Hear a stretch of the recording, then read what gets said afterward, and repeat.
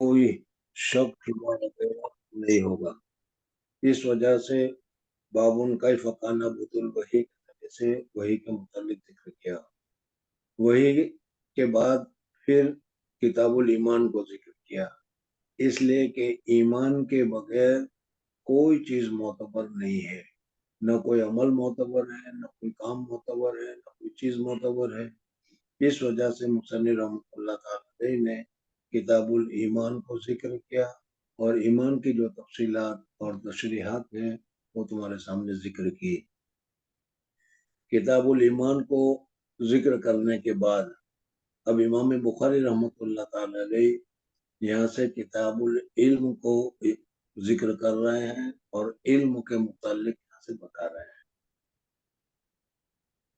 इस वजह से कि जब इल्म होगा तो इल्म के बाद दूसरे अमाल वगैरह करना उसके लिए आसान हो जाएगा, या वो अमाल अच्छी तरीके से वो अदा कर सकेगा। अगर इल्म ही नहीं है तो अमल ही नहीं करेगा, या अगर अमल करेगा तो गलत करेगा। इस वजह से इल्म जरूरी है। इससे पहले मैंने तुम्हारे सामने बताया था कि ईमान के बाद सबसे ज्यादा अफजल क्या है, और उसमें बताया था कि हजरत इमाम अबू हनीफा रहमतुल्लाह ताला अलैह और हजरत इमाम मालिक रहमतुल्लाह ताला अलैह के नजदीक ईमान के बाद सबसे ज्यादा अफजल जो है वो इल्म है। इस वजह से इमाम बुखारी रहमतुल्लाह ताला अलैह ने यहाँ से किताबुल इल्म को शुरू किया। इसके बाद जो है किताबुल वुजू है, किताब सलात है और किताबुल सौम है या वगैरह सारी चीजें हैं। इन सब का दारो मदार इल्म के ऊपर है। इस वजह से उन सब के जिक्र करने से पहले इमाम बुखारी रहमतुल्लाह ताला अलैह ने इल्म को जिक्र किया। अब इल्म के मुतालिक पहला बाब जिक्र किया किताबुल इल्म में बिस्मिल्लाहिर्रहमानिर्रहीम। बाज नुस्खों में बिस्मिल्लाहिर्रहमानिर्रहीम पहले है और किताबुल इल्म बाद में है। पहला बाब जिक्र किया फजलुल इल्म, इल्म की फजीलत के बयान में। इल्म की क्या क्या फजीलतें हैं और इल्म के जरिए से क्या होता है और उसमें फजीलत क्या है। इमाम बुखारी रहमतुल्लाह ताला अलैह इस तर्जुमतुल बाब में इल्म की फजीलत को बयान करता है। लेकिन सबसे पहले इल्म के मुतालिक मालूमात हासिल होनी चाहिए कि इल्म कहते हैं किसको, और इल्म क्या है, नजरी है या नजरी नहीं है। बहरहाल इस मसले में इख्तिलाफ है कि इल्म जो है उसको उसकी उसकी तफसीर या उसकी तारीफ वगैरह की जा सकती है या तारीफ वगैरह न की, बस नजरी है या नजरी नहीं है। दोनों कौल इस सिलसिले में नकल किया गया है। सबसे बेहतरीन बात वो है जो मुल्ला अली कारी रहमतुल्लाह ताला अलैह ने जिक्र की है कि इल्म एक नूर है जो मिशकात नबूवत के जरिए से अल्लाह तबारक व तआला इंसान के दिल में पैदा कर देता है और उस नूर के जरिए से वो अच्छी चीज को देखता है, समझता है और बुरी चीज से बचता है। तो इससे मालूम हुआ कि हुजूर अक़दस सल्लल्लाहु अलैहि वसल्लम जो इल्म लेकर तशरीफ लाए थे, उस इल्म का नूर जिसको भी मिलेगा वो उलूमे नबूवत से मुस्तफ़ाद होगा। इस वजह से मौजूदा ज़माने में जो स्कूल और कॉलेज वगैरह में जो पढ़ाया जाता है वो इल्म की तारीफ में आता ही नहीं, बल्कि वो तो मसाने और मसनूआत की तारीफ में आता है कि खाने पीने के, रहने सहने के वगैरह का जो तरीके हैं उसका वो इल्म है, खाने और पैसे कमाने का इल्म है। इस वजह से जो इल्म के राह हक न नुमायंद, जो हक का रास्ता न दिखलाए, या वो इल्म के जिससे अल्लाह ताला की मारिफत न हो, वो इल्म इल्म ही नहीं बल्कि वो जहालत है। इस वजह से अगर क्या है, इस इल्म से अल्लाह तबारक व तआला हमसे क्या चाहता है, अल्लाह तबारक व तआला के अहकामात हमारे ऊपर क्या है, अल्लाह तबारक व तआला की रज़ामंदी किस तरीके से हासिल होती है, हुजूर अक़दस सल्लल्लाहु अलैहि वसल्लम की इत्तिबा करने से क्या मिलता है और हुजूर अक़दस सल्लल्लाहु अलैहि वसल्लम की इत्तिबा किस तरीके से करनी चाहिए, ये जो सारी चीजें हैं। और इसी में फिर क्या है, दुनियावी जिंदगी और दुनिया के माहौल, अल्लाह तबारक व तआला का हक क्या है, माँ बाप का हक क्या है, उस्ताद का हक क्या है, एक मुसलमान का हक दूसरे मुसलमान पर क्या है। ये सारी चीजें ऐसी है कि जिसको जानना जरूरी है, और ये मिशकात नबूवत से हासिल होती है। इस वजह से इमाम मुल्ला अली कारी रहमतुल्लाह ताला अलैह ने जो फरमाया कि इल्म एक नूर है जो अल्लाह तबारक व तआला इंसान के दिलों में डाल देता है, और उस नूर के जरिए से क्या है, वो अच्छी चीजों को समझता है, परखता है, देखता है, अमल करता है, और बुरी चीजों से रुकता है। और ये क्या है, हुजूर अकरम सल्लल्लाहु अलैहि वसल्लम जो चीज लेकर तशरीफ लाए, जो हिदायत लेकर तशरीफ लाए, जो इल्म लेकर तशरीफ लाए, उसके जरिए से वो मुस्तफाद होता है। बहरहाल, इस दूसरे आसान लफ्जों में कहा जाए तो कि इल्म की दो किस्म है। एक को तो कहा जाता है इल्म दीनी, और दूसरे को कहा जाता है इल्म दुनियावी। जो इल्म दुनियादारी के लिए हो, वो दुनियावी इल्म है, आजकल लोग इसी को इल्म समझते हैं।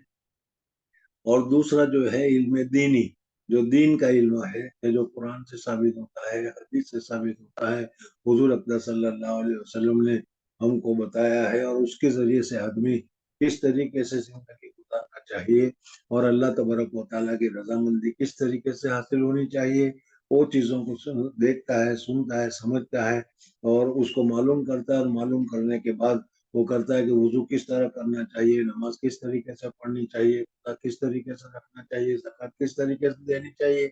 ये सारी चीजें इल्म के बाद होती है। बहरहाल, इनके अलावा भी इल्म के मुतालिक मुहद्दिसीन और भी बहुत सारी अक़साम वगैरह भी तुम्हारे सामने जिक्र करते हैं। एक तो है कि इल्म के एक को इल्म कसबी कहा जाता है, और दूसरा इल्म वहबी कहा जाता है। इल्म कसबी कहते हैं कि किस इल्म को आदमी मेहनत करके हासिल करे, उसको इल्म कसबी से ताबीर किया जाता है। और जो अल्लाह तबारक व तआला की तरफ से बगैर मेहनत के दे दिया जाए, इसको इल्म वहबी या इल्म लदुनी से ताबीर किया जाता है। बहरहाल, मुसन्निफ रहमतुल्लाह ताला अलैह अब यहाँ से इल्म के मुतालिक जिक्र करते हैं। समझना चाहिए कि इल्म एक नूर है, रोशनी है, और जितनी रोशनी तुम्हारे पास ज्यादा होगी, उतना ही तुम्हारा घर, तुम्हारा रास्ता, तुम्हारी चीजें तुम्हें साफ नजर आएगी, और फिर उससे मुफीद चीजों से उतना ही ज्यादा फायदा हासिल कर सकोगे, और मुझे तकलीफ देने वाली चीजों से क्या है, उतना ही ज्यादा एहतराज कर सकोगे। इस वजह से इल्म के हुसूल के लिए बहुत ही ज्यादा मेहनत करनी चाहिए, बहुत ही ज्यादा कोशिश करनी चाहिए, और हद इम्कान ज्यादा से ज्यादा इल्म को हासिल करना चाहिए। मुसन्निफ रहमतुल्लाह ताला अलैह ने सबसे पहला बाब जो मुनक़िद किया, उसमें बताया बाबो फजल इल्म, इल्म की फजीलत और इल्म की अच्छाई, या इल्म की फजीलत कितनी है, और इल्म का फजाइल क्या क्या है, उसको मुसन्निफ रहमतुल्लाह ताला अलैह यहाँ पर जिक्र कर रहे हैं। और इस सिलसिले में इमाम बुखारी रहमतुल्लाह ताला अलैह ने क़ौलुल्लाहि अज़्ज़ा व जल यरफ़अल्लाहु अल्लज़ीना आमनु मिनकुम वल्लज़ीना उतुल इल्म दरजात वल्लाहु बिमा तअमलून खबीर, और दूसरी आयत जिक्र की रब्बि ज़िदनी इल्मा। यानी मुसन्निफ रहमतुल्लाह ताला अलैह ने इस तर्जमतुल बाब में दो आयतों को जिक्र किया। मुसन्निफ रहमतुल्लाह ताला अलैह की आदत है कि तर्जमतुल बाब के बाद कोई न कोई मुस्नद हदीस को वो जिक्र करते हैं। यहाँ पर इमाम बुखारी रहमतुल्लाह ताला अलैह ने दो आयतें जिक्र की, कोई मुस्नद हदीस को जिक्र नहीं किया। तो मुस्नद हदीस को जिक्र न करने की क्या वजह है?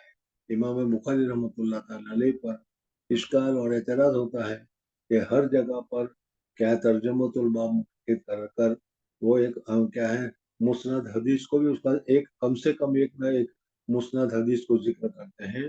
तो यहाँ इमाम बुखारी रहमतुल्लाह ताला अलैह ने मुस्नद हदीस को क्यों जिक्र नहीं किया? शुरा ने इसके मुख्तलिफ जवाब दिए हैं। बाज जवाबात तो ऐसे हैं, हज़रत शेख नवर अली मरकज़ी ने फरमाया कि उस जवाबात को याद कर लो, याद रख लो, वो हर जगह काम आएंगे।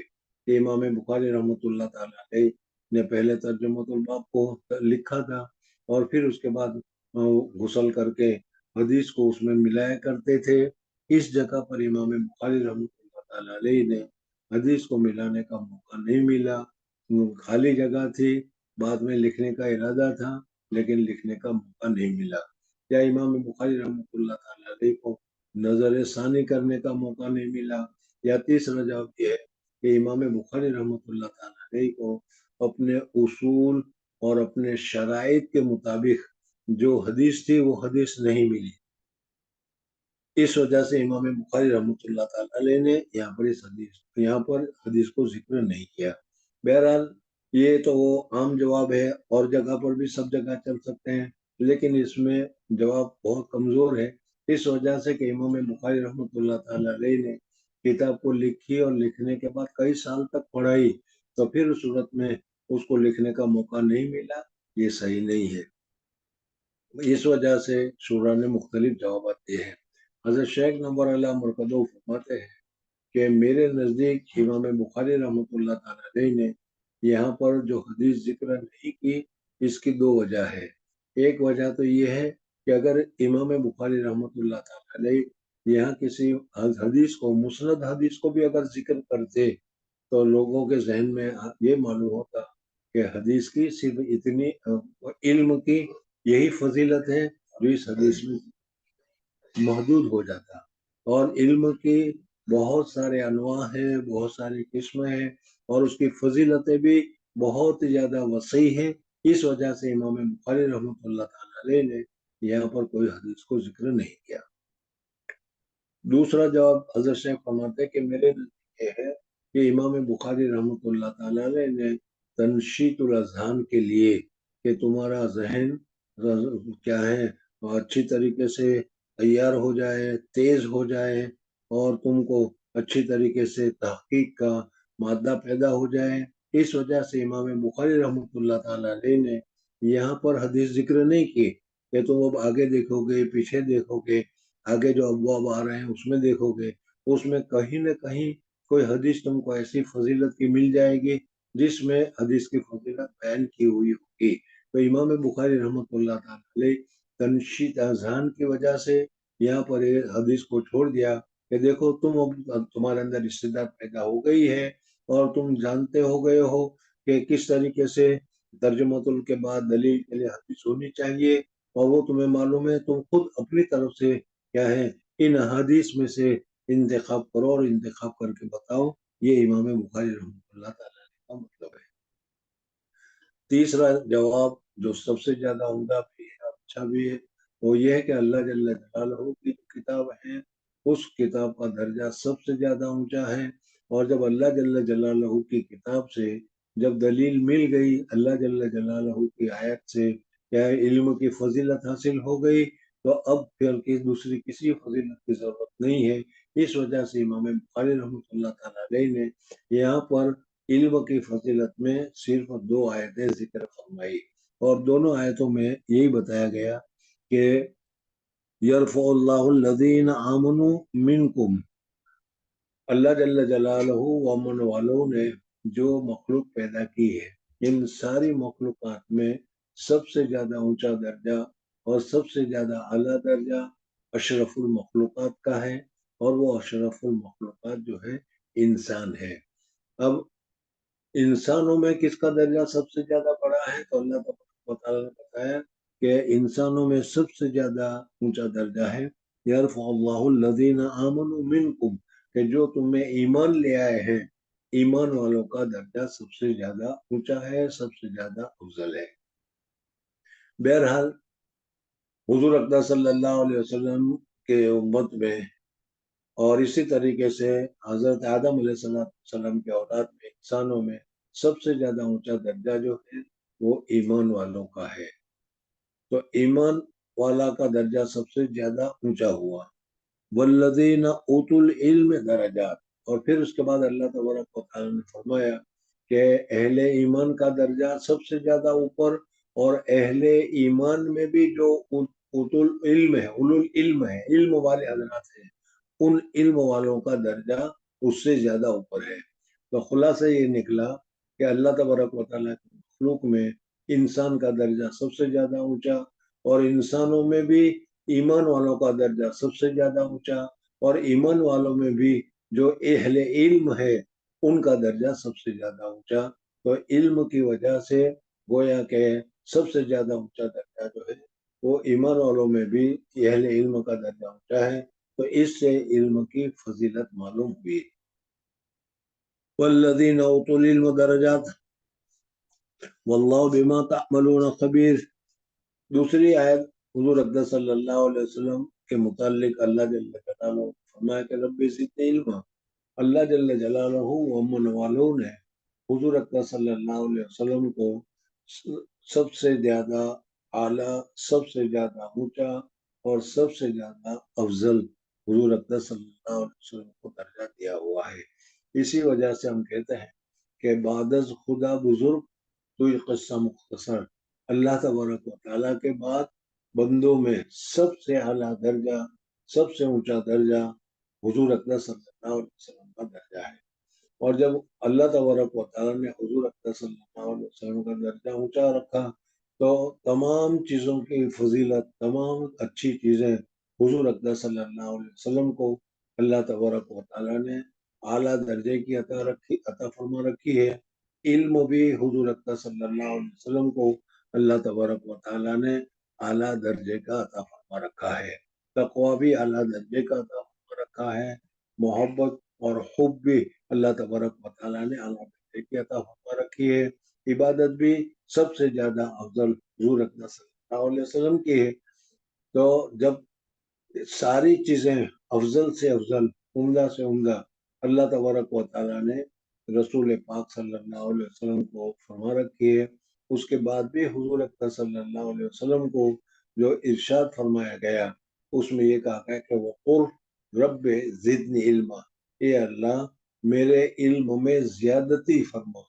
تو جو چیز سب سے زیادہ دے رکھی تھی وہ سب سے زیادہ اونچی تھی. اس اونچی چیز میں سب سے زیادہ افضل ہوگی، جو سب سے زیادہ اعلیٰ ہوگی، جو سب سے زیادہ بہتر ہوگی، اس کو زیادہ مانگنے کا حکم دیا گیا. تو معلوم ہوا کہ علم سب سے زیادہ اعلیٰ ہے اور علم سب سے زیادہ افضل ہے.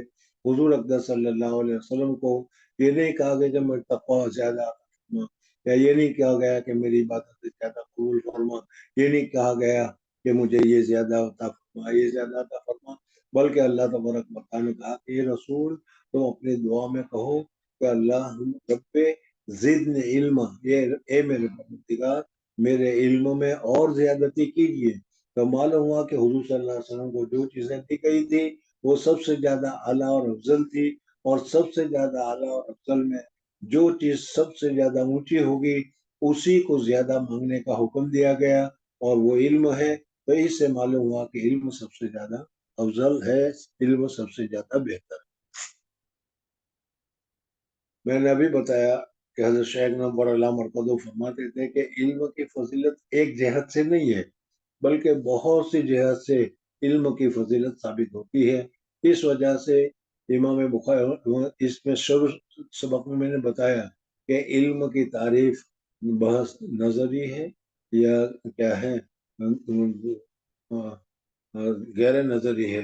تو اس میں بھی بعض حضرات نے یہی کہا کہ علم کی تعریف کی ضرورت نہیں ہے، اس وجہ سے کہ علم تو ویسے ہی آدمی کو معلوم ہوتا ہے اور اس کے ذریعے سے بہت ساری چیزوں کو فائدہ ہوتا ہے، اس وجہ سے علم کی تعریف کی ضرورت نہیں. پھر بھی میں نے بتایا کہ رحمۃ اللہ تعالیٰ علیہ نے جو تعریف کی ہے وہ سب سے زیادہ اچھی اور بہتر ہے کہ علم ایک نور ہے جو مشکات نبوت سے یا حضور اقدس صلی اللہ علیہ وسلم جو چیز جو علم لے کر آئے تھے اس کے ذریعے سے انسان کے دل میں اللہ تبارک و تعالیٰ پیدا کر دیتا ہے.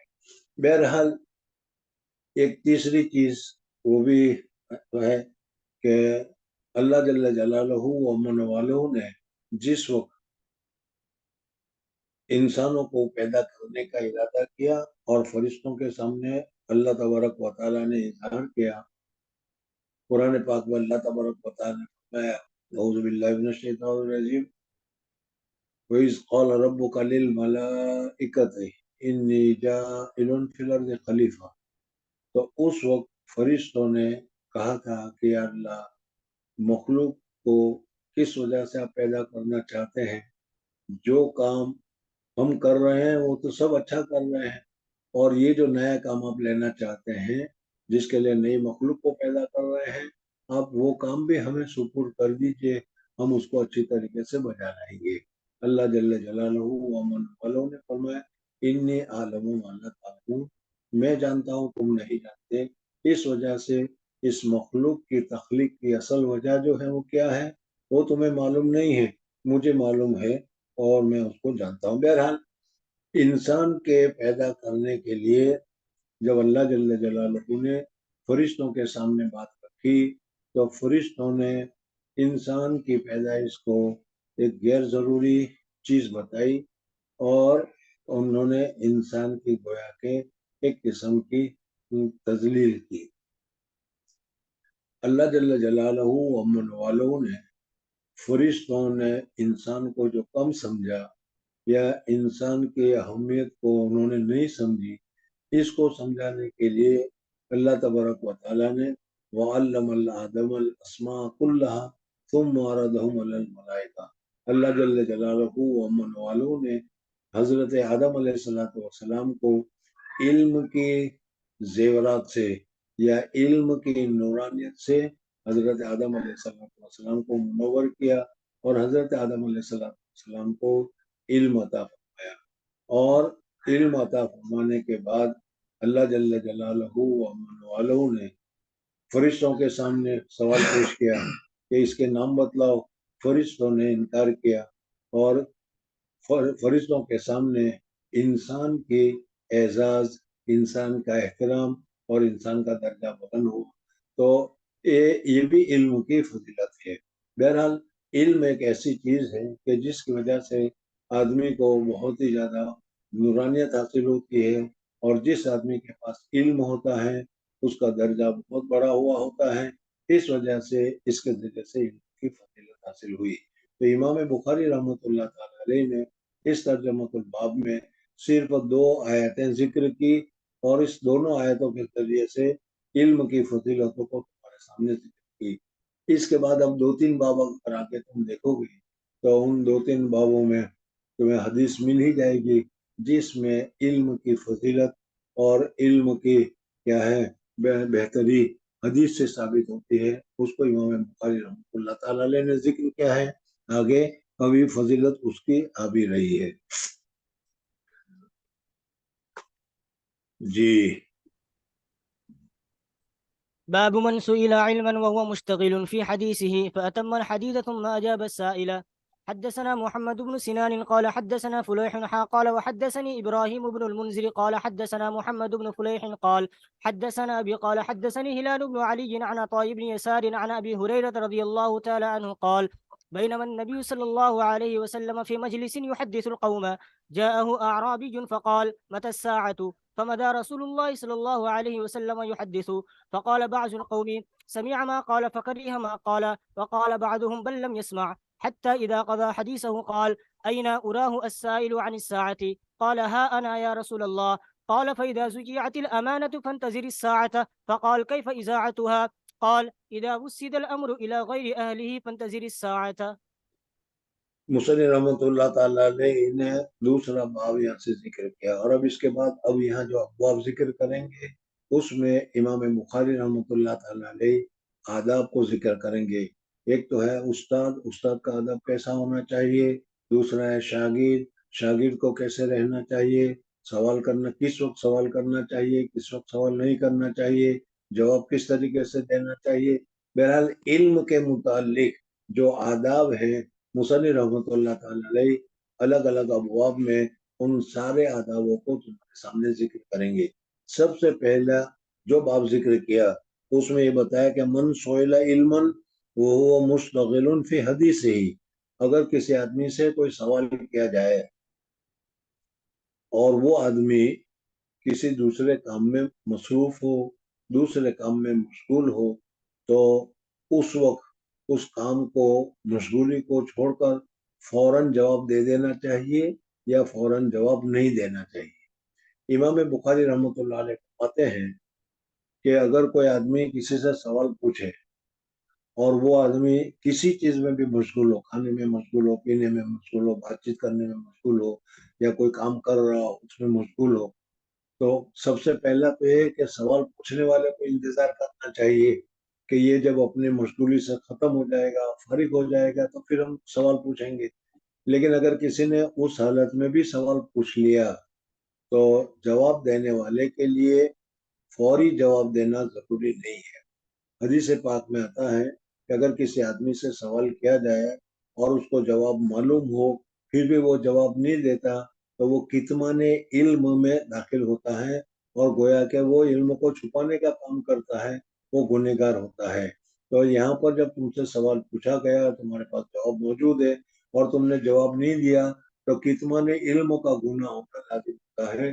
مصنف رحمۃ اللہ تعالیٰ علیہ بتاتے ہیں کہ اگر تم کیا مصروف ہو، مشغول ہو اور مصروفیت کی وجہ سے یا مشغولیت کی وجہ سے اگر تم نے اس کا جواب فوری طور پر جواب نہیں دیا تو کوئی حرج کی بات نہیں، پہلے سے تم جو کام کر رہے ہو اس کام کو پورا کر لو اور اس کام کے پورا کرنے کے بعد پھر اس کو اگر تم جواب دو گے تو یہ جواب دینا جائز اور درست ہے، کتمان علم میں داخل نہیں ہوگا۔ حضور اقدس صلی اللہ علیہ وسلم، حضرت ابو ہریرہ رضی اللہ عنہ کی روایت ہے کہ حضور اقدس صلی اللہ علیہ وسلم ایک مرتبہ صحابہ کرام رضوان اللہ تعالی علیہ مجمعین کے درمیان میں بات کر رہے تھے۔ اتنے میں ایک آدمی آیا، دیہاتی تھا، عربی دیہات میں رہنے والوں کو کہتے ہیں، اور دیہاتی اور گاؤں جو آدمی ہوتا ہے اس میں تہذیب اور تمدن دیہات کی وجہ سے بہت کم ہوتا ہے، اس وجہ سے وہ رعایت نہیں کرتے اور کیا ہے ویسے ہی سوال پوچھ لیتے ہیں۔ تو ایک دیہاتی حضور اقدس صلی اللہ علیہ وسلم کے پاس آیا۔ اس وقت حضور اقدس صلی اللہ علیہ وسلم تعلیم یا تعلم میں مصروف تھے، مشغول تھے، یعنی صحابہ کرام رضوان اللہ تعالی کو دین کی باتیں بتا رہے تھے۔ آتے ہی اس نے سوال کر دیا، متی الساعہ، یا رسول اللہ صلی اللہ علیہ وسلم قیامت کب آئے گی یہ ہمیں بتا دیجیے۔ حضور اقدس صلی اللہ علیہ وسلم نے اس کا جواب نہیں دیا اور جس طریقے سے پہلے سے جو تعلیم اور تعلم کا کام کر رہے تھے، جو پہلے سے جو بات بتا رہے تھے، حضور اقدس صلی اللہ علیہ وسلم اسی میں مشغول رہے اور حضور اقدس صلی اللہ علیہ وسلم نے اس کا جواب نہیں دیا۔ اس آدمی نے سوال کیا اور وہ سوال حضور صلی اللہ علیہ وسلم نے بھی سنا اور دوسرے لوگوں نے بھی سنا۔ حضور صلی اللہ علیہ وسلم نے جواب نہیں دیا، وہ بھی لوگوں نے دیکھا اور سمجھا۔ تو اس وجہ سے لوگ آپس میں بات کرنے لگے کہ کسی نے کہا کہ حضور صلی اللہ علیہ وسلم نے اس کا سوال نہیں سنا، اگر اس کا سوال سنا ہوتا تو حضور اقدس صلی اللہ علیہ وسلم جواب دیتے، لیکن حضور اقدس صلی اللہ علیہ وسلم نے جواب نہیں دیا۔ تو اس سے معلوم ہی ہوتا ہے کہ حضور اقدس صلی اللہ علیہ وسلم کے کان مبارک تک ان کی آواز نہیں پہنچی۔ دوسروں نے کہا کہ نہیں، یہ بات نہیں ہے، حضور اقدس صلی اللہ علیہ وسلم کے پاس اس کی آواز تو پہنچ گئی لیکن اس کا سوال ہی واہیات قسم کا تھا، اس لیے کہ حضور اقدس صلی اللہ علیہ وسلم کو قیامت کے متعلق کوئی سوال پوچھتا تھا تو حضور صلی اللہ علیہ وسلم ناپسند فرماتے تھے، اس لیے کہ حضور اقدس صلی اللہ علیہ وسلم نے پہلے بھی فرما دیا کہ مل مسئول عنہا عالم من السائل، قیامت کب آئے گی اس کی تاریخ اللہ کے علاوہ کسی کو معلوم نہیں ہے۔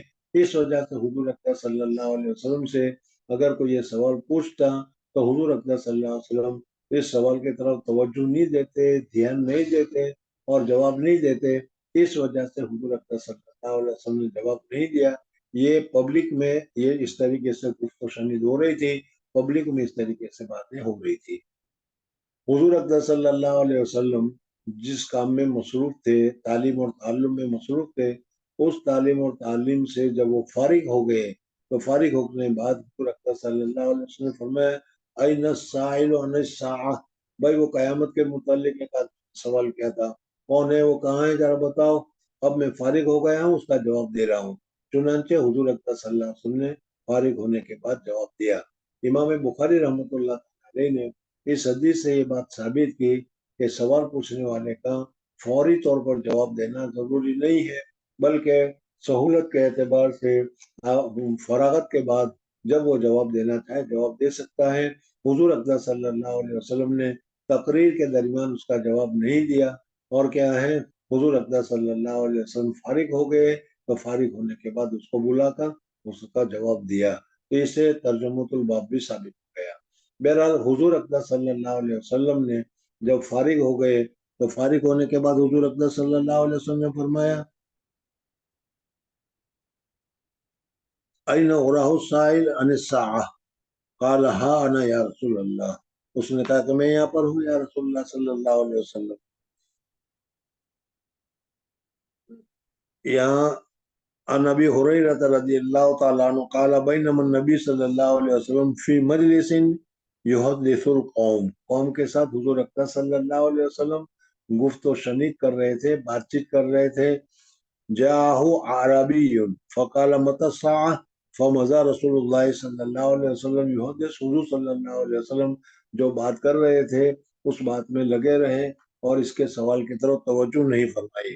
وقال بعض القوم سمع ما قال. حضور اکرم صلی اللہ علیہ وسلم نے سوال پوچھنے والے نے کیا پوچھا وہ سن لیا. فقرہ ما قال. بس حضور صلی اللہ علیہ وسلم نے اس کے سوال کو ناپسند سمجھا. اس ناپسند کرنے کی وجہ سے حضور اکرم صلی اللہ علیہ وسلم نے اس کا جواب نہیں دیا. وقال بعضهم. اور بعض لوگوں نے کہا نہیں بلکہ حضور اکرم صلی اللہ علیہ وسلم نے سنا ہی نہیں. اگر حضور اکرم صلی اللہ علیہ وسلم نے اس کا سوال سنا ہوتا تو ضرور جواب دیتے. یہ پبلک میں بات ہونے لگی. حتی اذا قضا حدیثہ. یہاں تک کہ جب حضور اکرم صلی اللہ علیہ وسلم اپنی بات کو پورا کر چکے ہیں قال فرمایا این اراہ السائل. بھائی وہ سائل کہاں ہے؟ میں اسے دیکھنا چاہتا ہوں جس نے مجھ سے سوال کیا تھا. میں نے اس کو جواب نہیں دیا تھا. ان الساعہ جو ساعت مخصوصہ یعنی قیامت کے متعلق پوچھ رہا تھا. قال ہاں انا یا رسول اللہ. اس سائل نے کہا کہ میں یہاں ہوں رسول. میں نے سوال پوچھا تھا اور میں یہاں پر ہوں. قال حضور اکرم صلی اللہ علیہ وسلم نے اس کے سوال کا جواب دیا کہ قیامت کب آئے گی. تو ظاہر بات ہے کہ حضرت جبریل علیہ السلام کی حدیث میں بھی گزر گیا تھا اور ہمارا عقیدہ بھی یہ ہے کہ قیامت آنے والی ہے. اس میں تو کوئی شک نہیں. 100% قیامت آنے والی ہے. جو لوگ یہ کہتے ہیں کہ قیامت نہیں آئے گی، دنیا اسی طریقے سے چلتی ہے اور اسی طریقے سے چلتی رہے گی، یہ صحیح نہیں ہے. بلکہ ایک زمانہ ایسا آئے گا کہ اللہ جل جلالہ و من والہ اس دنیا کو اور اس کائنات کو جو اللہ تبارک و تعالیٰ نے بنائی ہے سب کو ختم کر دے گا اور سب کو تتر بتر کر دیا جائے گا. اور پھر ایک لمبے مدت تک کیا ہے اسی طریقے سے سب پڑے رہیں گے. پھر اللہ تبارک و تعالیٰ ایک دوسرا سور پھونکے گا اور اس سور پھونکنے کی وجہ سے جو سارے کے سارے لوگ ہیں حضرت آدم علیہ السلام سے لے کر آخر تک کے سب جس طریقے سے نئے پودے اگ جاتے ہیں اس طریقے سے سب کے سب قبروں میں سے اٹھ کھڑے ہوں گے. اور اس میں بھی کئی سال کا یہ لمبا زمانہ نکل جائے گا. لوگ پریشان بھی ہوں گے لیکن پھر اس کے بعد حساب کتاب ہوگا اور حساب کتاب کے بعد اللہ جل جلالہ جس کی نیکیاں ہوگی وہ جنت میں جائیں گے، ایمان والے ہوں گے وہ جنت میں جائیں گے، اور جس کے جو ایمان والا نہیں ہے بلکہ کافر مشرک ہے اللہ تبارک و تعالیٰ اس کو جہنم میں داخل کرے گا. یہ صحیح عقیدہ ہے، بالکل صحیح ہے.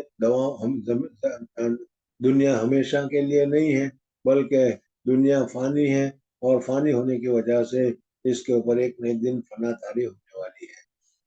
حضور اکرم صلی اللہ علیہ وسلم نے اس نے سوال پوچھا تھا قیامت کب آئے گی، کون سی تاریخ کو آئے گی، لیکن چونکہ جو صحیح تاریخ کا وقت ہے وہ اللہ کے علاوہ کوئی نہیں جانتا بلکہ اللہ تبارک و تعالیٰ نے اس علم کو علم غیب میں رکھا ہے. کسی کو بتایا نہیں، فرشتے کو بھی نہیں بتایا.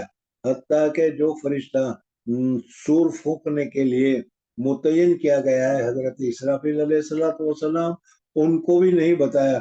وہ بھی آج بھی تیار ہیں کیا سور پھونکنے کے لیے اللہ تبارک و تعالیٰ کی طرف سے ابھی حکم ہو جائے تو ابھی سور پھونک دیں، لیکن ابھی ان کو بھی معلوم نہیں ہے. تو حضور اکرم صلی اللہ علیہ وسلم نے جیسے حضرت جبریل علیہ السلام کو بتایا تھا کہ بھئی صحیح علم تو کسی کو معلوم نہیں ہے، ہاں اس کی کچھ علامات اور نشانیاں ہیں وہ میں تمہارے سامنے پیش کر سکتا ہوں. ان نشانیوں کو دیکھ کر تم سمجھ سکو گے کہ قیامت آئے گی تو کب آئے گی اور کس وقت آئے گی. حضور اکرم صلی اللہ علیہ وسلم نے احادیث پاک میں قیامت کی بہت ساری نشانیاں ذکر کی ہیں جس کو میں نے پہلے بھی تمہارے سامنے ذکر کیا تھا کہ کچھ علامات ایسی ہے جس کو علامت صغرا سے تعبیر کیا جاتا ہے، کچھ علامت ایسی ہے جس کو علامت کبریٰ سے تعبیر کیا جاتا ہے۔ حضور اقدس صلی اللہ علیہ وسلم نے جو علامات بیان کی، جن کو ہم علامات صغرا کہتے ہیں، چھوٹی نشانیاں کہتے ہیں، تقریباً وہ ساری کی ساری اب پوری ہو رہی ہے یا پوری ہو گئی ہے۔ بڑی بڑی جو نشانیاں ہیں جو حضور اقدس صلی اللہ علیہ وسلم نے فرمایا، 6-7 نشانیوں کے متعلق بتایا کہ وہ کیا ہے، جیسے تسبیح کا دھاگا ٹوٹ جائے اور وہ دانا گرنا شروع ہو جاتا ہے ایک کے بعد دوسرا، اسی طریقے سے یہ بڑی نشانی ہے۔ ایک نشانی شروع ہو گئی تو ایک نشانی کے بعد پھر دوسری، دوسری کے بعد تیسری، تیسری کے بعد چوتھی، اس طریقے سے کیا ہے بڑی بڑی نشانیاں شروع ہو جائے گی، اور پھر جب وہ ساری نشانیاں ختم ہو جائے گی تو پھر قیامت طاری ہو جائے گی۔ تو جو بڑی نشانیاں ہیں ان میں سب سے پہلی جو بڑی نشانی ہے وہ امام مہدی کا خروج ہے۔ حضور صلی اللہ علیہ وسلم نے فرمایا قیامت اس وقت تک نہیں آ سکے گی جب تک امام مہدی رحمۃ اللہ تعالیٰ کا خروج نہ ہو۔ وہ میرے نام ان کا ہوگا، میرے ابا کا جو نام ہوگا ان کے باپ کا نام بھی وہی ہوگا، اور وہ اس وقت دنیا میں آئیں گے جب دنیا پوری ظلم اور جور سے بھر گئی ہوگی، ہر جگہ فتنہ فساد ہوگا، اور اس وقت میں اللہ تبارک و تعالیٰ امام مہدی کو نازل فرمائیں گے، اور امام مہدی آ کر پوری دنیا میں انصاف، پوری دنیا میں عدل، پوری دنیا میں سکون اور اطمینان کو کیا ہے پیدا فرما دیں گے، اور جنگ بھی ہوگی، بہت سخت جنگ ہوگی، اور اس کے بعد پھر کیا ہے پوری دنیا میں سکون اور اطمینان ہو جائے گا۔ اور انہی کے حالت میں وہ جب وہ دنیا میں بھی موجود ہوں گے، اسی وقت میں امام مہدی کے موجود کے ساتھ ہی کیا دجال کا خروج ہوگا، اور دجال 40 دن تک دنیا میں رہے گا۔ پہلا دن 1 سال کے برابر، دوسرا دن 1 مہینے کے برابر، تیسرا دن 1 ہفتے کے برابر، اور پھر چوتھا دن جو ہوگا وہ عام دنوں کے برابر ہوگا۔ 40 دن رہے گا، اور 40 دن کے اندر حضرت امام حضرت عیسیٰ علیہ السلام دمشق کی جامع مسجد کے مینارے پر فرشتوں کے ذریعے سے اتریں گے، اور مینارے سے پھر سیڑھی کے ذریعے سے زمین پر اتریں گے، اور حضرت امام مہدی کے ساتھ بیت المقدس میں ملاقات ہوگی، اور پھر اس صورت میں کیا ہے دجال کا فتنہ ہوگا، اور دجال کو حضرت عیسیٰ علیہ السلام قتل کریں گے۔ باب لد نامی جو شہر ہے آج بھی موجود ہے اسرائیل میں، یہ شہر لد، وہاں پر جو دروازہ ہے اس میں باب لد کے پاس کیا ہے دجال کو مارا جائے گا۔ ابھی حضرت عیسیٰ علیہ السلام دجال کے فتنے سے بچیں گے یا کیا محفوظ رہیں گے، تو اللہ تبارک و تعالیٰ کہے گا کہ عیسیٰ ان اللہ والوں کو جو اللہ تبارک و تعالیٰ، ایک بات یاد رکھنا کہ اب اس وقت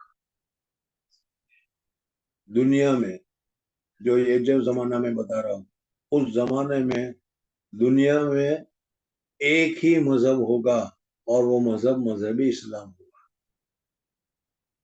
یہودیت ختم ہو جائے گی، بلکہ ایک ایک یہودی کو پکڑ کر قتل کیا جائے گا، اور پتھر کے پیچھے اگر کوئی یہودی چھپا ہوگا تو وہ پتھر کہے گا کہ میرے پیچھے یہ شیطان چھپا ہوا ہے، مارو اس کو۔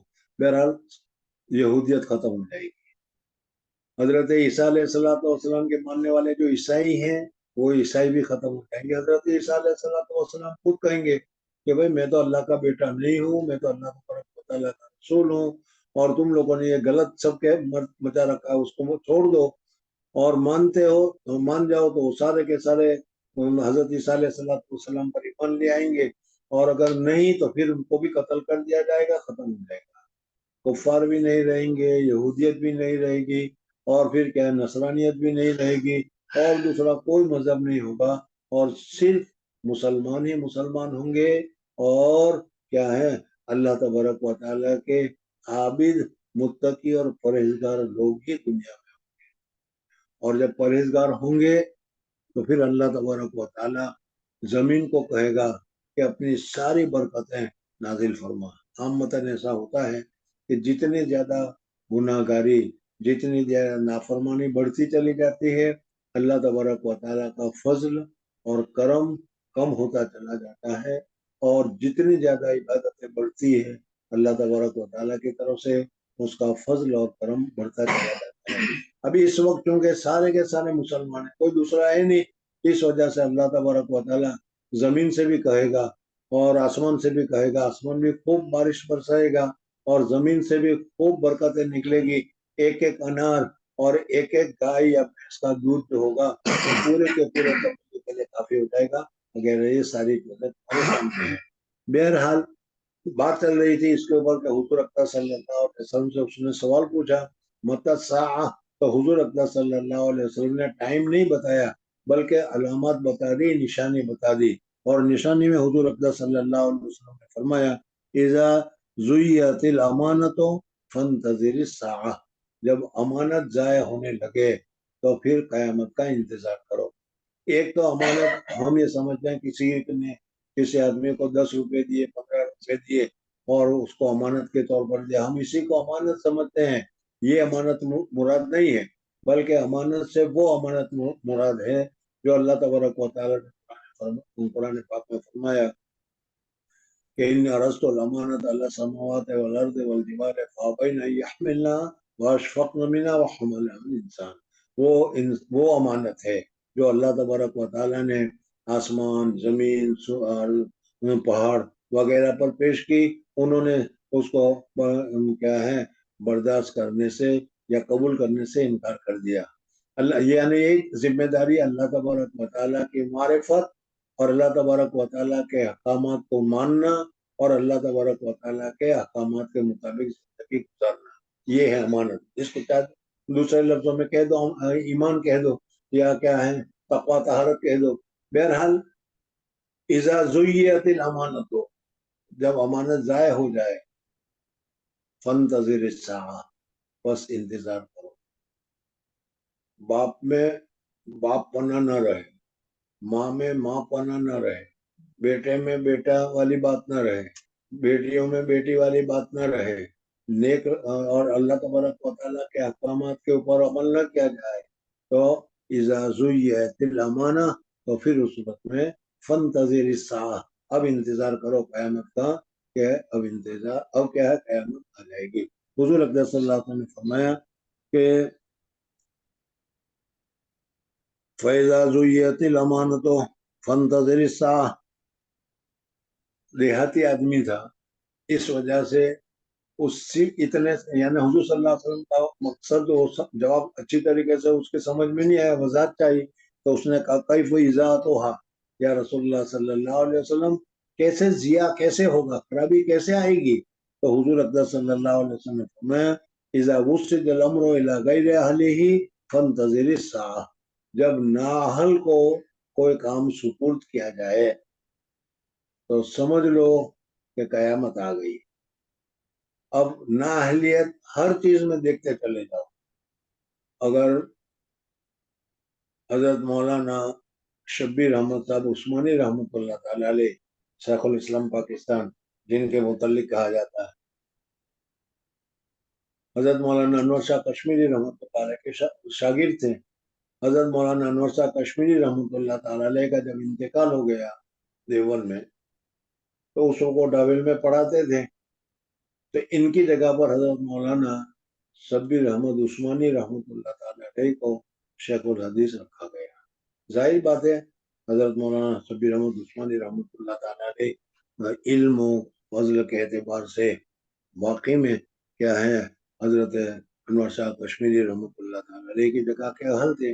लेकिन वो अपने आप को क्या समझते थे, इस वजह से जब सबसे पहले बुखारी का सबक पढ़ाने के लिए बैठे तो कहा कि देखो ये करामत की अलामत में से है कि मुझे बुखारी पढ़ाने के लिए सुपुर्द किया गया और मुझे बुखारी पढ़ाने के लिए दी गई, तो गोया कि मैं नाहल हूँ और मुझे बुखारी पढ़ाने के लिए दी गई, ये कयामत की अलामत में से है। ये हजरत का फरमाना तवाज़ु के तौर पर था, लेकिन एक मिसाल के तौर पर मैंने आपको बताया कि जिस तरीके से बड़े से बड़े आदमी जो होते हैं वो भी अपने आप को नाअहल समझते हैं। اور آج کل ہمارا حال ہے کہ نااہل ہونے کے باوجود اپنے آپ کو حل سمجھتے ہیں اور یہ سمجھتے ہیں کہ ہمارے جیسا دوسرا کوئی نہیں. یہ بہت ہی بڑی غلطی کی بات ہے. بہرحال یہاں پر یہ بتایا گیا کہ پڑھانے کے سلسلے میں ہو، انتظام کے سلسلے میں ہو، حکومت کے سلسلے میں ہو، جس میں صلاحیت نہیں ہے سمجھ میں، اس کو جو کام سپرد کر دیا جائے گا تو وہ اس کام کی قیامت ہی ہوگی. حضرت مولانا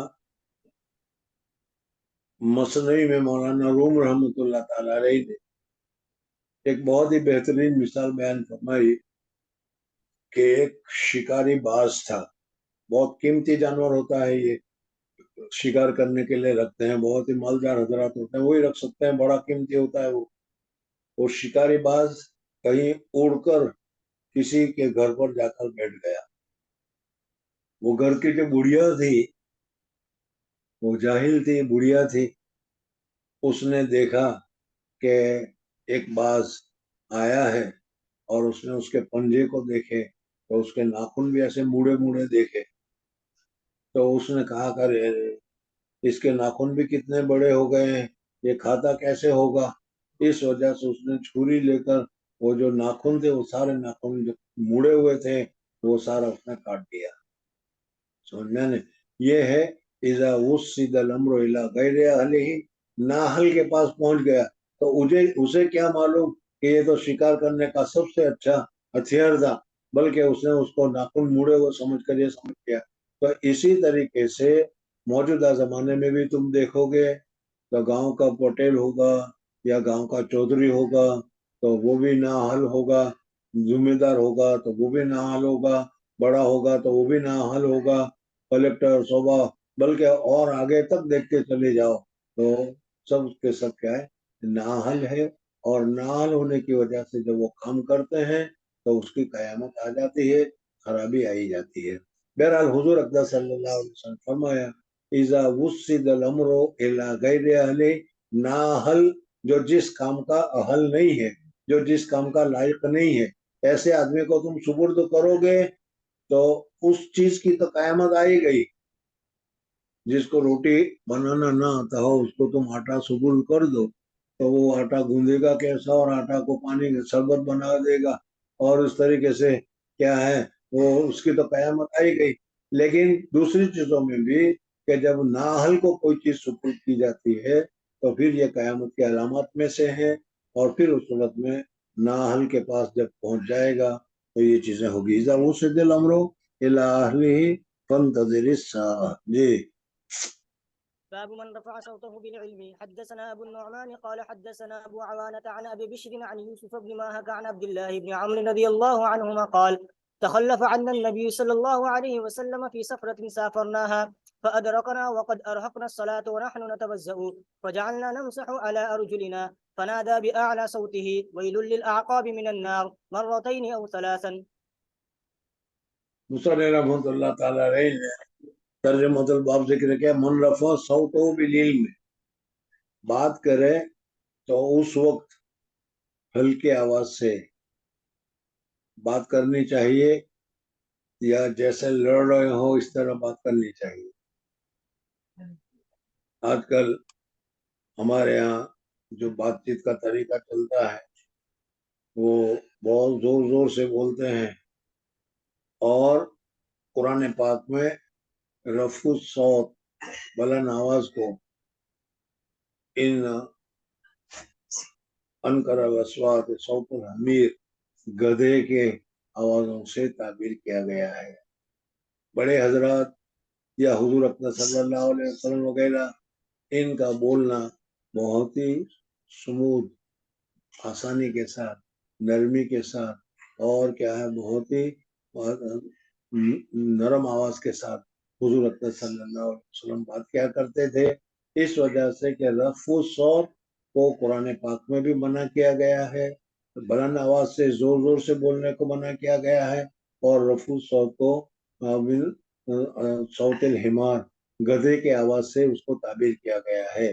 اس وجہ سے کیا ہے یہ سمجھ میں آتا ہے کہ زور سے بولنا جائز نہ ہو، मुसन्नि रहमतुल्लाह ताला अलैह इसी वजह से इस बात को कायम किया कि अगर कोई आदमी ये समझे कि नरम आसानी के साथ ही या नरमी के साथ ही बोलना चाहिए, ऊंची आवाज से बात करना मना है, तो ये बता रहे हैं कि अगर कभी जरूरत पेश आ जाए या पढ़ने पढ़ाने का मसला हो और उस वक्त उस्ताद को जोर से बोलना पड़े, माइक का जमाना ना हो, तो उस सूरत में जोर से बोलना पड़ेगा, जैसे उस जमाने में था कि आवाज सब तक पहुंच जाए। तो ऐसे वक्त में रफू सौत बुलंद आवाज से बोलना ये मना नहीं है, बल्कि ये बोलना जायज है, ताकि लोगों को अच्छी तरीके से आवाज पहुंच जाए। इस वजह से तर्जुमतुल बाब कायम किया कि मन रफा सौत हो बिल इल्म, अगर इल्म की बातों को पहुंचाने के लिए अगर किसी आदमी ने रफू सौत किया, ऊंची आवाज से बात की या जोर से बोला, तो ये बोलना जायज और दुरुस्त है।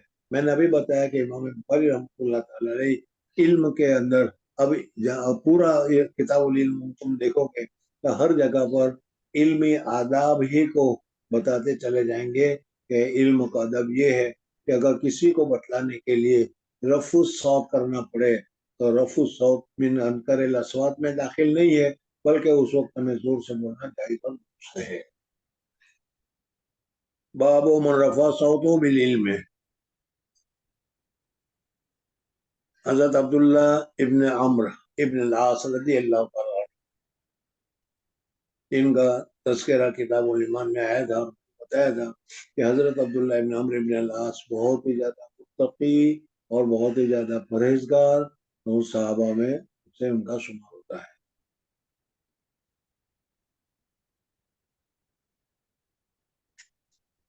आस इब्न वाइल, ये तो वाइल जो है और आस तो हजरत कुफर में इंतकाल हुआ और हुजूर अक़दस सल्लल्लाहु अलैहि वसल्लम के सबसे ज्यादा दुश्मन लोगों में इन लोगों का शुमार होता है।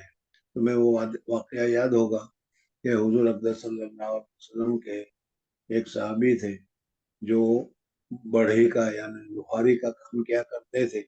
उन्होंने कुछ हथियार बनाए थे और वो आस के पास गए थे कि मुझे पैसे दे दो, तो उन्होंने कहा इस्लाम छोड़ दो, तो मैं पैसे देने के लिए तैयार हूं। उन्होंने कहा कि मैं इस्लाम तो उस वक्त भी नहीं छोड़ूंगा कि मरने के बाद दोबारा भी पैदा होना। अच्छा, मरने के बाद दोबारा भी पैदा होना है?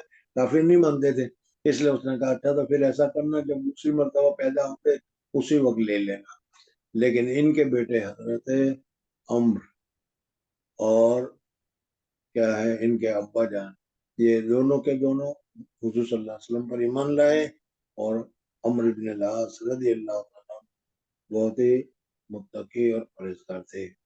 मिस्र की फतह करने का शहादत इनको हासिल है, आस को।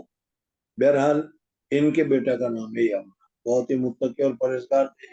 रात भर नवाफिल पढ़ते रहते थे और दिन भर रोजा रखा करते थे। पहले इनका तज़किरा गया। ये रिवायत बयान करते हैं कि एक मरतबा हुजूर अक़दस सल्लल्लाहु अलैहि वसल्लम के साथ हम सफर में थे। अब ये सफर कौन सा था? सूरा दो सफर बताते हैं। मक्का से मदीना आने, मक्का से मदीना आ रहे थे, हो सकता है कि फतेह मक्का के बाद ये वापस आ रहे हो। उस वक्त रास्ते में असर की नमाज का वक्त आ गया और असर की नमाज का वक्त तंग हो गया, तो जल्दी जल्दी साहबा किराम पानी जो था वहाँ पानी पर जाकर जल्दी जल्दी वुजू करने लगे। और जल्दी वुजू करने में पाँव को और खास करके पाँव की एड़ियों को जो धोने की जरूरत है, इस वजह से कि हम लोग तो पाँव में मोजे पहनकर और क्या है जूते पहनकर चलते हैं, इसलिए पाँव पर कोई धूल वूल भी नहीं लगती। लेकिन साहबा किराम इनके पास इसी सहूलतें नहीं थी। फिर इस सूरत में डामर के रास्ते भी नहीं थे, वो तो मिट्टी के रास्तों के पर चलते थे। इस वजह से पाँव के ऊपर धूल वगैरह लगती थी और ऐसे वक्त में पाँव को धोने के लिए बहुत ही एहतमाम करना पड़ता है, ताकि वो धूल वगैरह और ये पाँव के ऊपर जो खुश्की वगैरह है उसको साफ करके पाँव को धोया जाए, ताकि खास करके एड़ी को धोने के सिलसिले में बहुत मेहनत करनी पड़ती है। और आदमी जब जल्दी जल्दी वजू करता है तो वजू करने में ज्यादा एहतमाम न करने की वजह से ایڑی میں بعض جگہ پر خشک باقی رہ جاتی ہے۔ تو حضور اقدس صلی اللہ علیہ وسلم نے ہمیں دیکھا کہ ہم جلدی کر رہے ہیں اور جلدی کرنے کی وجہ سے ہماری ایڑیاں بعض میں کچھ خشک رہ گئی ہے، تو حضور اقدس صلی اللہ علیہ وسلم نے اعلان کیا اور فرمایا کہ ویل للعقاب من النار، ہلاکت ہے ان ایڑیوں کے لیے جہنم کی آگ سے جو اچھی طریقے سے دھوئی نہیں گئی ہو۔ اس وجہ سے حضور اقدس صلی اللہ علیہ وسلم نے اعلان کروایا اور 3 مرتبہ اعلان کروایا تاکہ اچھی طریقے سے لوگوں کو معلوم ہو جائے اور پاؤں کو اچھی طریقے سے دھو کر کیا ہے وہ صحیح وضو کرے اور صحیح وضو کر کے نماز پڑھے۔ بہرحال یہاں پر حضور اقدس صلی اللہ علیہ وسلم نے جہوری صوت اونچے آواز کے ساتھ حضور اقدس صلی اللہ علیہ وسلم نے کیا ہے اعلان کروایا، تو معلوم ہوا کہ ضرورت ہو تعلیم کی وجہ سے، تبلیغ کی وجہ سے، جیسے اذان میں بھی زور سے اذان دینے کے زور سے اذان دی جاتی ہے، تو اس طریقے سے آواز کو زور سے نکالنا جائز اور درست ہے۔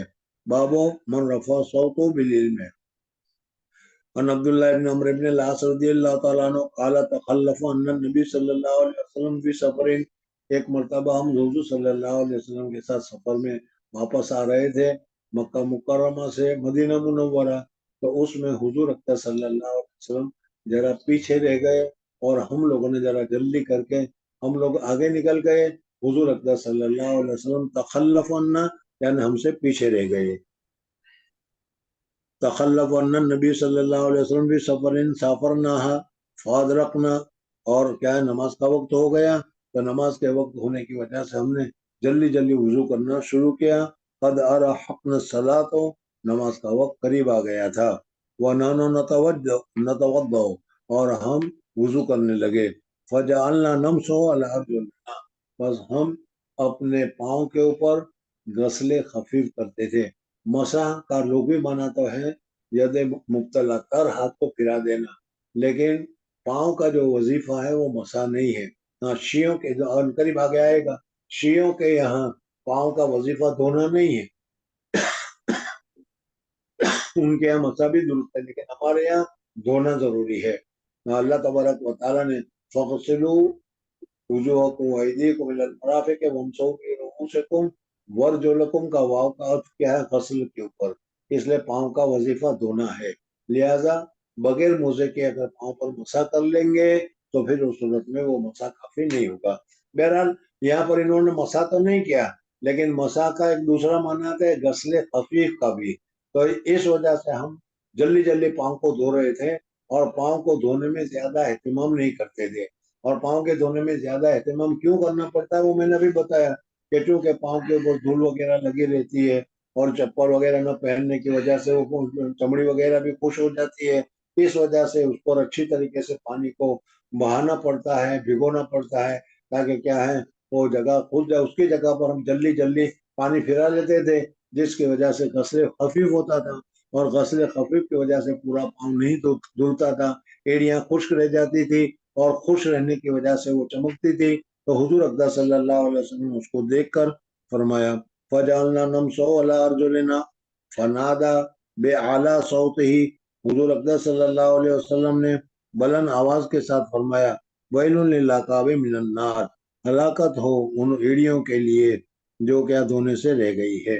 اس وجہ سے یہاں پر حضور اقدس صلی اللہ علیہ وسلم نے جہوری الصوت اونچی آواز سے بات کرنے کو، جو اونچی آواز سے اعلان کروایا، تو معلوم ہوا کہ تعلیم کے لیے اگر زور سے بولا جائے تو یہ زور سے بولنا ممنوع یا زور سے بولنا معیوب نہیں ہے بلکہ جائز اور درست ہے۔ جی باب قول المحدث حدثنا وأخبرنا وأنبأنا. وقال لنا الحميدي كان عند ابن عيينة حدثنا وأخبرنا وأنبأنا وسمعت واحدا. فقال ابن مسعود رضي الله تعالى عنه حدثنا رسول الله صلى الله عليه وسلم وهو الصادق المصدوق. فقال شقيق عن عبد الله رضي الله تعالى عنه سمعت النبي صلى الله عليه وسلم كلمة كذا. وقال حذيفة رضي الله تعالى عنه حدثنا رسول الله صلى الله عليه وسلم حديثين. وقال أبو العالية يعني ابن عباس رضي الله تعالى عنهما عن النبي صلى الله عليه وسلم فيما يروي عن ربه. وقال أنس رضي الله تعالى عنه عن النبي صلى الله عليه وسلم يرويه عن ربه. وقال أبو هريرة رضي الله تعالى عنه عن النبي صلى الله عليه وسلم يرويه عن ربه تبارك وتعالى.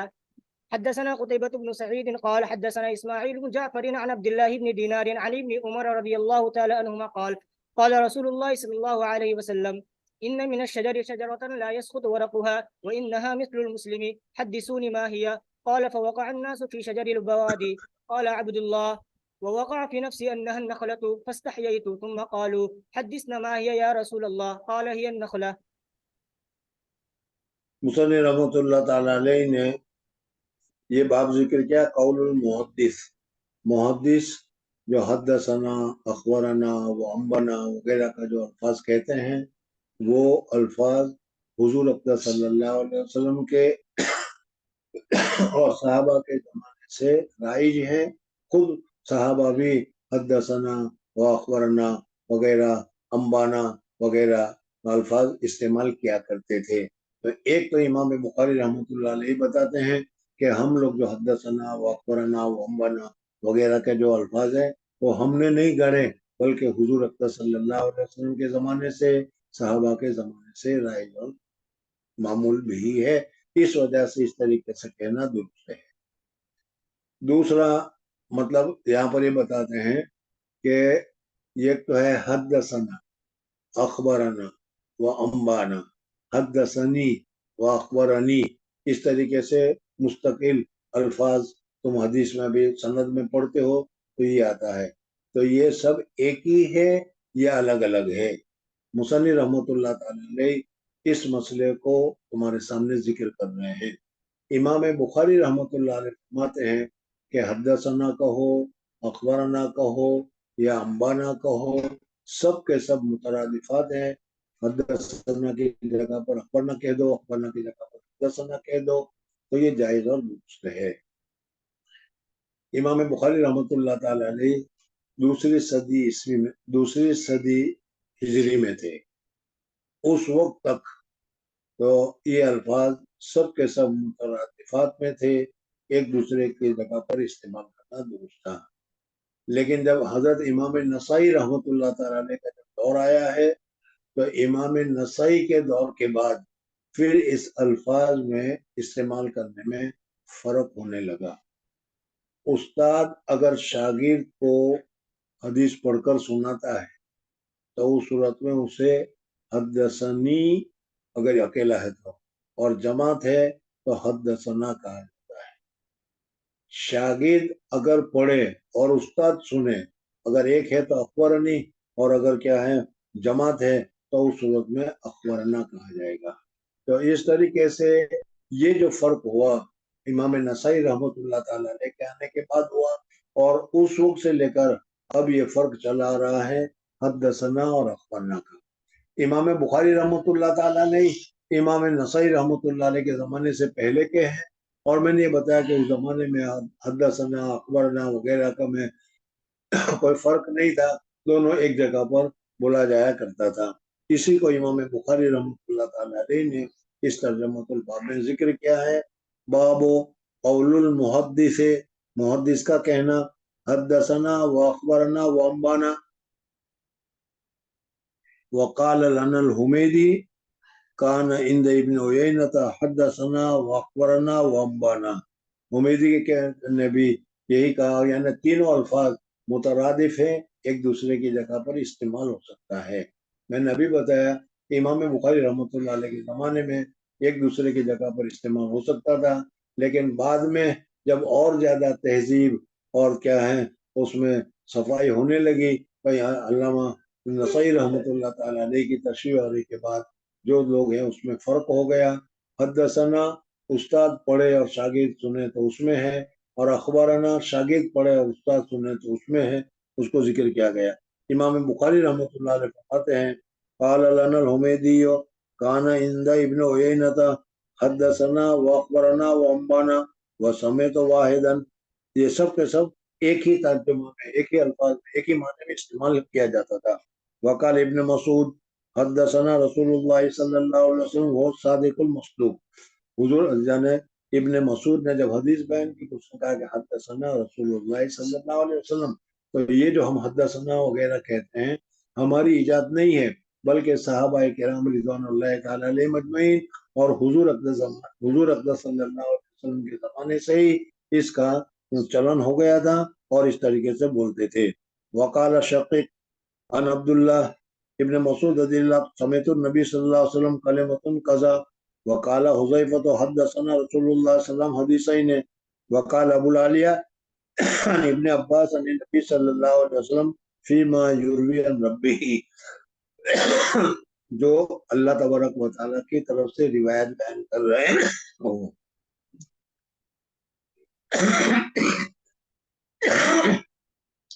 वकाल अनस अन नबी सल्लल्लाहु अलैहि वसल्लम युरवी अन रब्बिही वकाल अबू हुरैरा रज़ियल्लाहु तआला अन्हु नबी सल्लल्लाहु अलैहि वसल्लम युरवी अन रब्बिकुम तबारक व तआला हुजूर अकबर सल्लल्लाहु अलैहि वसल्लम अल्लाह तबारक व तआला की तरफ से कि अल्लाह तबारक व तआला ने ये फरमाया, अल्लाह तबारक व तआला ने ये कहा, इस तरीके से हुजूर अकबर सल्लल्लाहु अलैहि वसल्लम फरमाते थे, रिवायत करते थे। तो इस तरीके से ये अल्फाज सब के सब मुतरादिफत में है, सब के सब दुरुस्त है।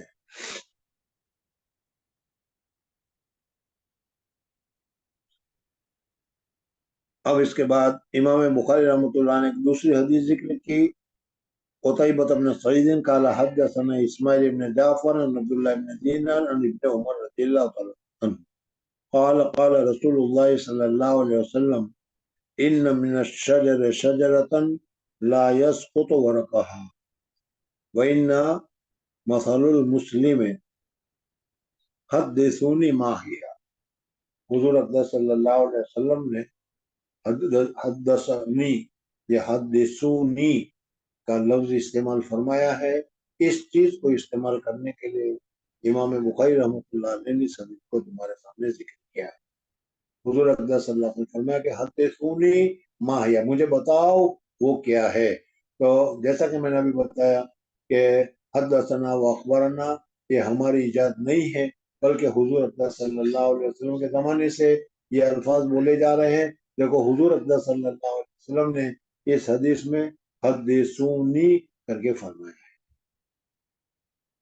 अब जो वाक़या आ रहा है उसको बहुत अच्छी तरीके से याद रख लेना, पूरे वाक़े को भी अच्छी तरीके से समझ लेना, इस वजह से कि इससे इमाम बुखारी रहमतुल्लाह तआला ने बहुत सारे एक ही हदीस से बहुत सारे मसाइल को साबित करेंगे और इस हदीस को बार बार तुम्हारे सामने जिक्र करेंगे।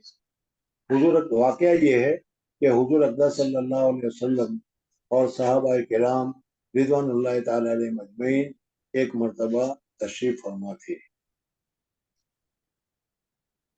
हुजूर अक़दस सल्लल्लाहु अलैहि वसल्लम के हाथ में खजूर का गुफ़ा था, जैसे हमारे यहाँ क्या कहते हैं उसे, नारियल का गुफ़ा होता है।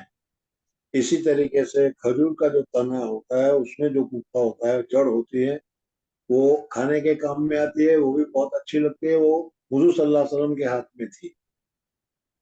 सहाबा किराम रिज़वानुल्लाह तआला अलैहिम तशरीफ फरमा थे। हुजूर अक़दस सल्लल्लाहु अलैहि वसल्लम ने फरमाया कि देखो एक दरख्त है, उस दरख्त की मिसाल मुसलमान की सी है।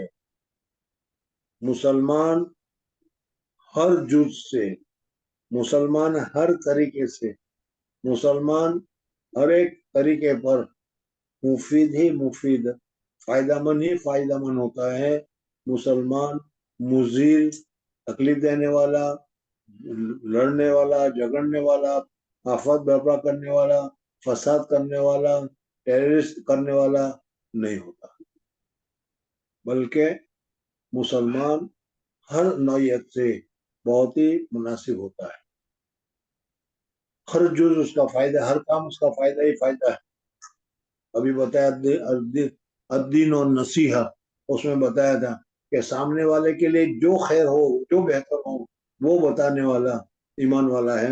तो इस तरीके से हुजूर सल्लल्लाहु अलैहि वसल्लम ने फरमाया कि एक दरख्त है, उसकी मिसाल मुसलमानों की सी है, यानी मुसलमान जैसा कीमती, मुसलमान जैसा मुफीद, मुसलमान के जैसा हर कौल फेल अमल वगैरह फायदामंद होता है। इसी तरीके से ये दरख्त भी हर तरह से فائدہ مند ہے۔ صحابہ کرام رضوانُ تعالیٰ علیہم اجمعین سے کہا حدثونی ما ہے، بتاؤ وہ کون سا درخت ہے۔ صحابہ کرام رضوانُ تعالیٰ علیہم جنگل کے جو درخت وغیرہ جو جانتے تھے، ہر ایک نے اپنے اپنے طور پر اس درخت کا نام بتانا شروع کیا۔ حضور اقدس صلی اللہ علیہ وسلم نے جب پوچھا، اس مجلس میں حضرت عمر فاروق رضی اللہ تعالیٰ عنہ، حضرت ابوبکر صدیق رضی اللہ تعالیٰ عنہ وغیرہ بڑے بڑے صحابہ بھی موجود تھے۔ ہر ایک نے اپنے اپنے طور پر جواب دیا، لیکن کسی نے جواب صحیح نہیں دیا۔ جب کوئی جواب نہیں دے سکا تو پھر حضور صلی اللہ علیہ وسلم سے صحابہ نے خود کہا کہ یا رسول اللہ صلی اللہ علیہ وسلم، آپ ہی بتائیے کہ کون سا درخت ایسا ہے کہ وہ مسلمانوں کے مشابہ ہے، مسلمانوں کے مانند ہے۔ ارے سنائی دیتا ہے کہ نہیں؟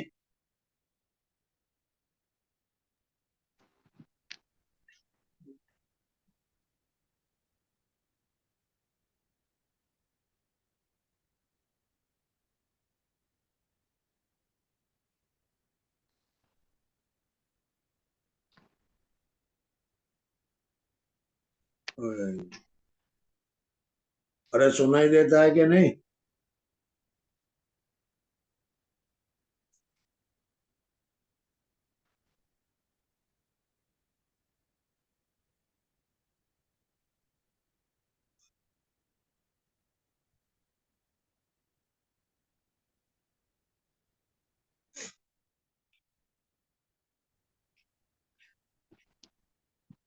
سنائی دیتا ہے کہ نہیں؟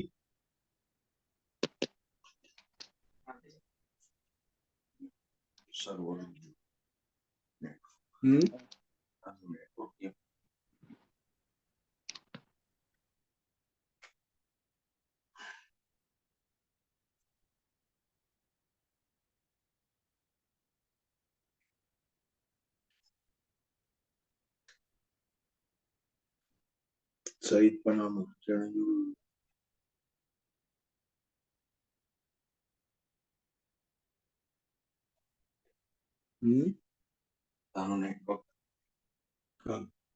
انڈین سنائی دے رہا ہے کہ نہیں بھائی؟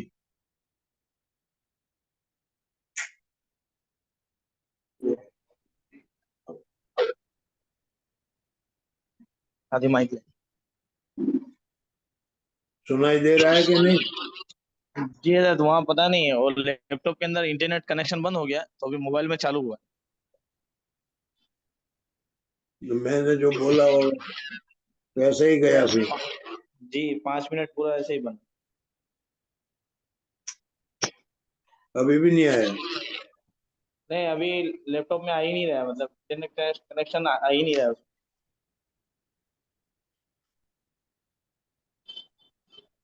چلو پھر 10 منٹ اور چھوڑ دو ہے، جی 10 منٹ ہی باقی رہ گئے ہیں، چھوڑ دو، کل کو دیکھ لیں گے انشاءاللہ۔ جیسا انشاءاللہ۔